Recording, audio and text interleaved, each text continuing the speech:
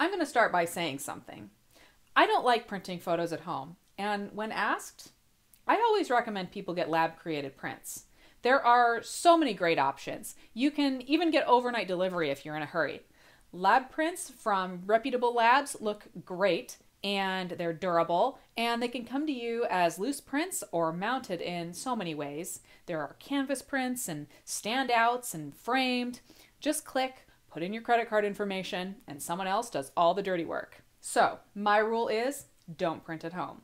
Ladies and gentlemen, I'm breaking my rule. I have no idea if I'm going to regret this though. Besides this Canon Selfie little dye sublimation printer, which produces perfect 4x6 prints every single time, I've owned a half a dozen or so other printers. I have this black and white laser printer and scanner combo here. It works great. It's a light-duty black and white laser printer, which is perfect for me. In fact, I use the scanner to scan paper I receive far more often than I use the printer part to produce documents of my own. I've owned a color laser printer. That was great for creating marketing materials and these portfolio books that I used to make before I started using madcloud.com to make these absolutely awesome magazines.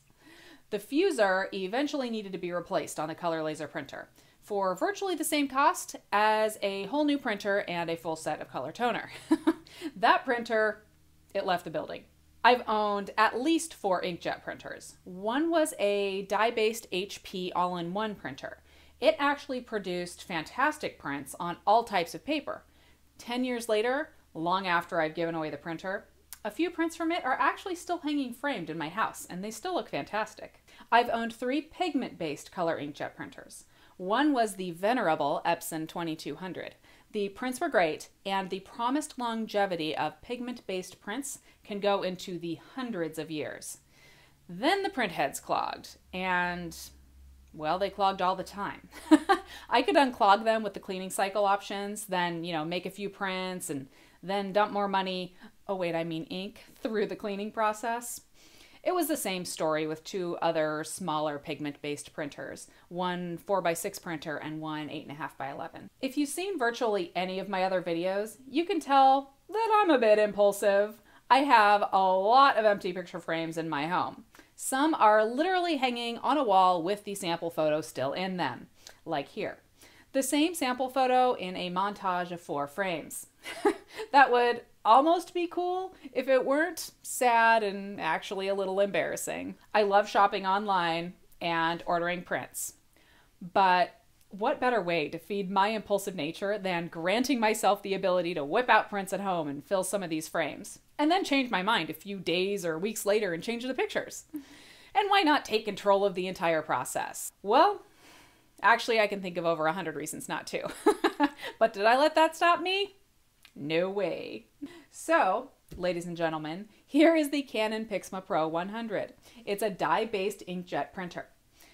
I know, some of you are freaking out right now that I didn't get a pigment-based inkjet, and others are freaking out that I'm printing at home at all.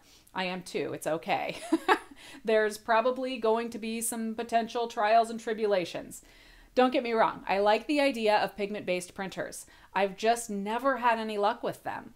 I print it often, which is good for the printer, but I don't know, maybe it's the dry climate I live in, but clogs were a constant and a very expensive way of life. Now, technology moves forward, and I've thrown my hat back into the ring. I've had much better luck with dye-based printers, and I'm seeing fewer complaints about clogs across the board.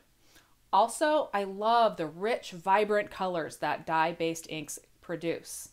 The skies have always seemed bluer in my dye prints, and also deeper reds and oranges from a sunset. Is longevity a concern? Those dye prints on my wall still look great, and they were made with some pretty cheap inks a decade ago. Canon claims 100 years in an album and at least 30 years of longevity with their ink and paper when framed behind glass. I'm going to put it to the test, but I'm not sure I'll have many conclusions for the next 100 years or so. Okay, if you've made it this far and aren't freaking out that I'm printing at home and using dye inks, hang with me on this project and I'll take you through the good or the bad or any of the ugly that I experience. With the current rebate, this is a $290 printer capable of prints up to 13x19 with print quality that is rating as good or better than pigment-based printers several times the cost. Are there consumables? Like ink and paper? Yeah, there are. I'll be tracking my costs along the way. I'm going to let you in on a little secret. I get a little bit of a thrill coming home with my memory card full of photos, selecting a few and making some edits, and then creating some prints of my own, without ever leaving any part of the process in someone else's hands.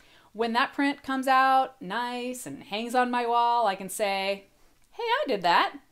Okay, maybe with a little help from technology. Is this the right printer for you? You know what? I don't even know if this is the right printer for me, or if I should even be allowed to own a printer. But I'll keep you updated every step of the way.